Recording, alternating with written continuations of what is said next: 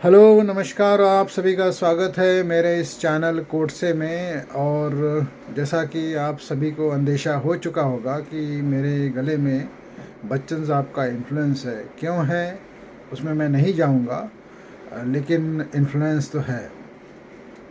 और क्योंकि बच्चन साहब फिल्मों से जुड़े हैं तो आज का जजमेंट जो है वो भी फिल्मों से जुड़ा है। लेकिन जैसे कि मेरा ये सिलसिला है पिछले कुछ दिनों से लैंडमार्क सुप्रीम कोर्ट जजमेंट के बारे में बात करना, और उसमें भी कुछ हफ्तों से मैं आईपीआर से रिलेटेड जजमेंट के बारे में बात कर रहा हूँ। लेकिन आज का जो जजमेंट है, मैं आज एक दिन के लिए वो डेविएशन रखूँगा, क्योंकि आज का जो जजमेंट है उसका कॉज टाइटल बड़ा इंटरेस्टिंग है।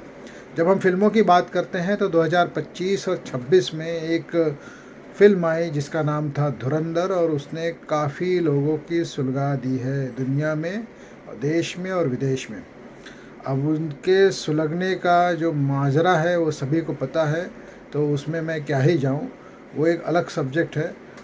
लेकिन आज का जो जजमेंट है वो एक लैंडमार्क जजमेंट है, लेकिन इसका टाइटल बड़ा इंटरेस्टिंग है।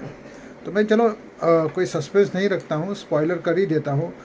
धुरंधर प्रसाद सिंह वर्सेस जयप्रकाश यूनिवर्सिटी, ये जजमेंट का नाम है। तो इसमें धुरंधर जो है वो बड़ा इंटरेस्टिंग नाम है, धुरंधर प्रसाद सिंह वर्सेस जयप्रकाश यूनिवर्सिटी। मसला संक्षिप्त में ये एक केस है जो डिफाइन करता है execution of the decrees when interest are transferred during the litigation.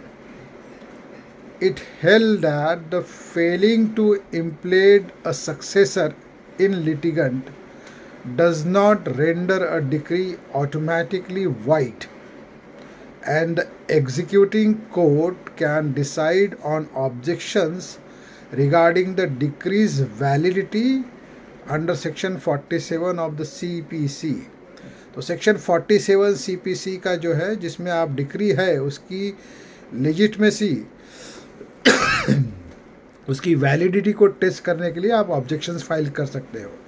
तो कॉन्टेक्स्ट ये था, द अपीलेंट जो है धुरंधर प्रसाद सिंह, इन्होंने एक्सपार्टी डिक्री ले ली एक कॉलेज मैनेजमेंट के खिलाफ, और सूट की पेंडेंसी के दौरान जो कॉलेज है वो एक जयप्रकाश यूनिवर्सिटी करके जो रेस्पोंडेंट है उनके कॉन्स्टिट्यूएंट बन गए, यानी उनमें सम्मिलित हो गए।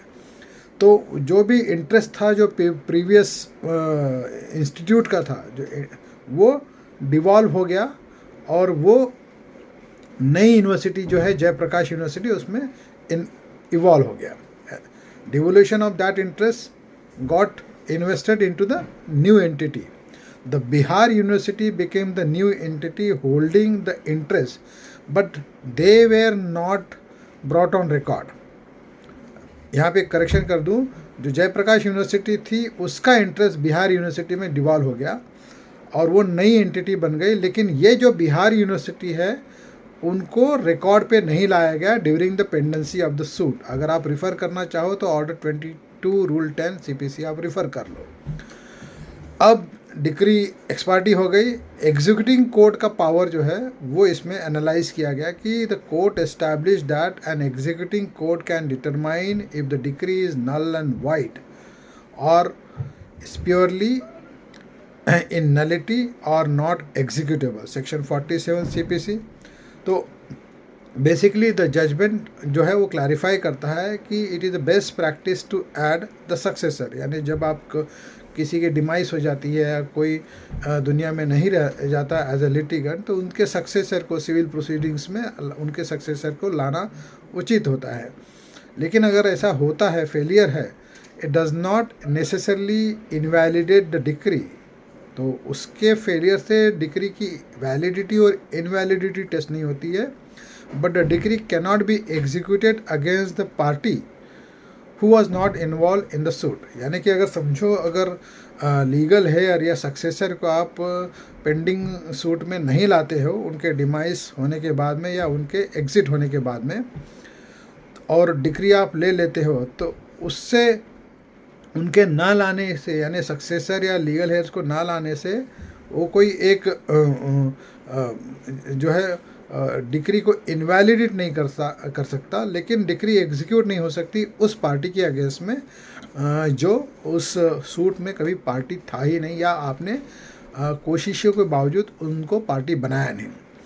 तो ये जो है, ये केस जो है फ्रिक्वेंटली साइट होता है सेक्शन 47 के नज़रिए से, सेक्शन 47 सीपीसी के नज़रिए से, जहाँ पे एक प्राइम इशू रहता है, question to be determined by the executing court and when a decree can be deemed unenforceable, particularly in cases involving institutional takeover or transfer of property during the legal proceedings.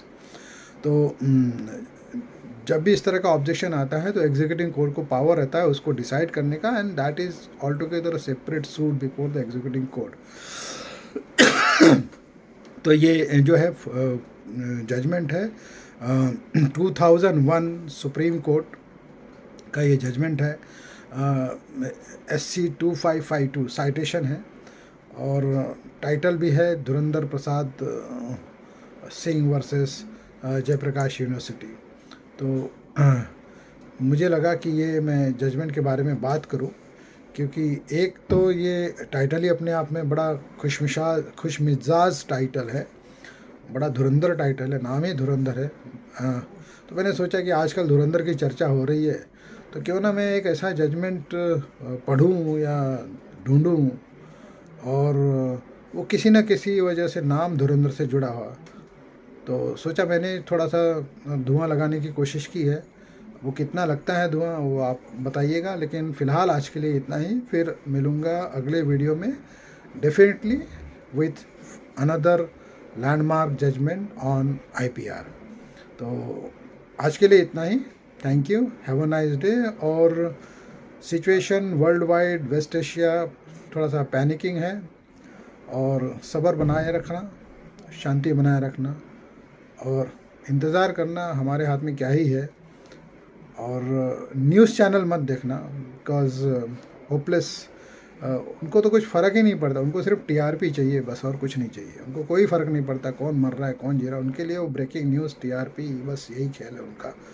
तो मरने जीने से कोई फ़र्क नहीं पड़ता मीडिया को। तो thank you very much and goodbye, see you again in the next video for some other judgment related to IPR. Thank you.